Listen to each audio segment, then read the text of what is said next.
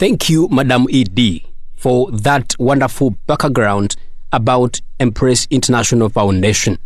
My name is Kihembo Wilbert. I am non-verbal, so I rely on technology to give voice to my presentation.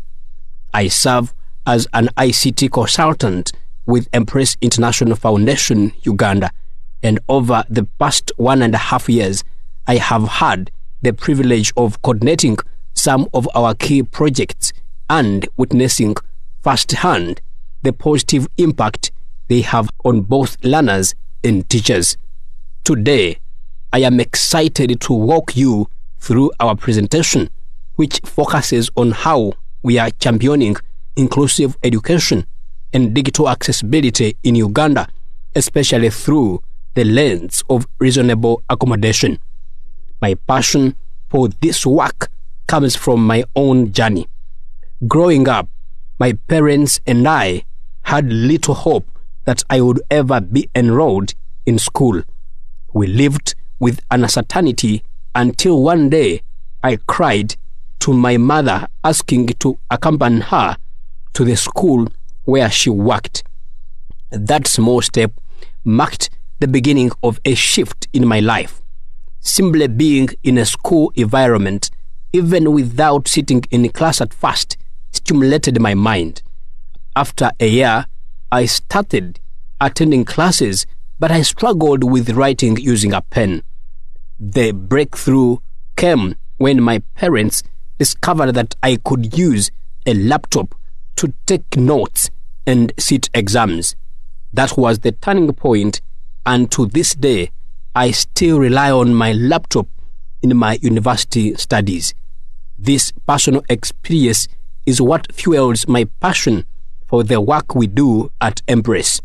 I know from my own life the power of reasonable accommodation and how technology can unlock opportunities that once seemed out of reach.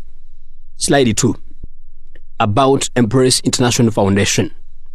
As Bella has already shared, Empress International Foundation is rooted in the belief that every learner deserves a chance to thrive. What makes our approach unique is the way we use technology. We've become known for creating offline e-learning solutions that bring the classroom closer to children with disabilities, especially in rural areas where internet is limited. In short, our mission is to make sure no learner is left behind, regardless of where they come from or the challenges they face. Slide 3. The problem statement. Even with all the progress that has been made in Uganda, many learners with disabilities still find themselves left behind. One of the biggest issues is that schools are not flexible enough to respond to their needs. Most teachers have not been trained in digital accessibility, so even when they want to support these learners, they often lack the tools or knowledge to do so. Timetables in schools are also very rigid. A child who needs extra time to learn or who may not be able to attend every lesson due to accessibility challenges is usually left with no alternative. This creates unnecessary pressure and often leads to children failing out of the system. Attitudes within schools and communities can also make things worse. Some learners with disabilities are still seen as unable to perform, when in reality, all they need is a different way of accessing education. For rural schools, the challenges are even more serious. Internet is either too expensive or completely unavailable, meaning that most learners cannot benefit from the digital resources that their peers in urban areas use every day. On top of this, assistive technologies like screen readers, adapted keyboards, or communication devices are almost impossible to find in these settings. All of these factors combine to create a wide gap. And it is this gap between what learners with disabilities need and what schools currently provide that Empress International Foundation is committed to bridging. Slide 4. Our approach to inclusion. At Embrace, we believe that every learner should feel included. We conduct workshops and mentorship cycles where learners with disabilities are encouraged and supported. We deploy virtual offline servers and tablets that provide digital learning content without needing internet. We also train teachers to integrate these tools into their classrooms, helping them create more inclusive teaching practices. Our mentorship programs link learners to role models, which builds confidence and shows them what is possible. Slide 5. How to use ICT to bridge the gaps. At Embrace, we view ICT as a bridge that closes the gap between learners with disabilities and their peers. For many rural schools, internet connectivity is either unreliable or completely absent. That is why we designed offline e-learning clubs equipped with virtual servers. These devices allow learners to access a wide range of educational resources without internet. We developed custom offline web applications that follow the Uganda national curriculum. This assures that learners with disabilities can study the same content as their classmates, but in a format that is more flexible and supportive. Looking at the future, we are innovating an offline AI chatbot. This tool will allow learners to ask questions, practice assessments, and receive tailored support at their own pace. For children with physical or communication challenges, this chatbot will act like a personalized tutor who is always available.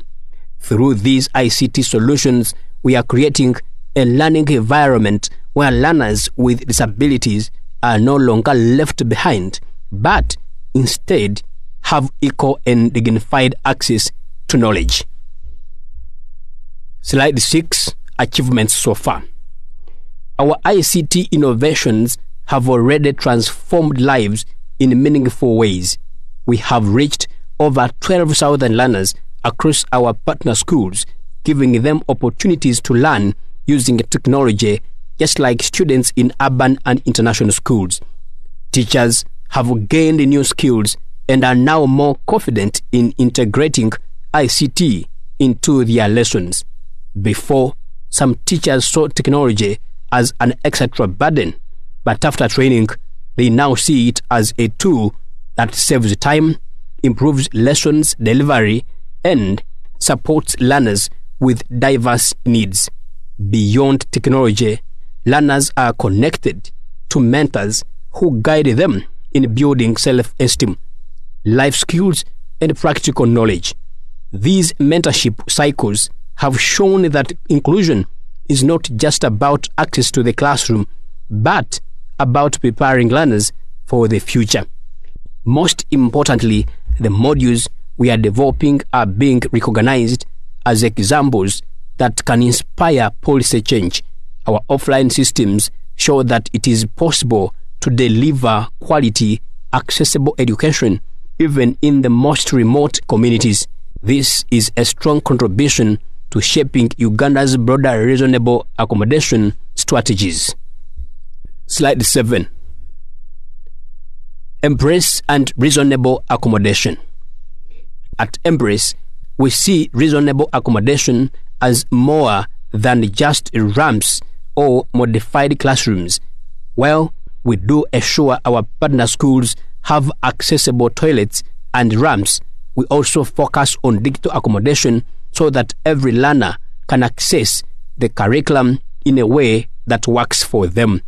This means providing learning materials in accessible formats like audios, large texts, and interactive lessons. It also means being flexible about how and when learners engage, for example, through mentorship sessions or holiday camps where timetables can be adjusted to suit their realities. We also bring in assistive technologies that help learners overcome physical, hearing, or communication challenges. For instance, tablets with offline learning apps can be adapted so that children who cannot use a pen can still complete assignments independently. Our approach fully aligns with NAD's focus on inclusive education, empowerment, and human rights. By integrating reasonable accommodation into digital systems, we can make inclusion more practical and scalable across Uganda. With ICT, learners are not just placed in classrooms, they are genuinely supported to learn, participate, and succeed. Slide 8. Of course, challenges remain.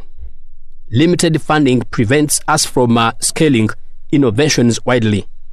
Awareness of ICT-based reasonable accommodation solutions is still low among many education stakeholders. Uganda also lacks harmonized national standards for inclusive education. Attitudinal barriers in schools and communities make it difficult for learners with disabilities to thrive fully. Slide 9. Outcomes from our work. The feedback we receive motivates us to keep going.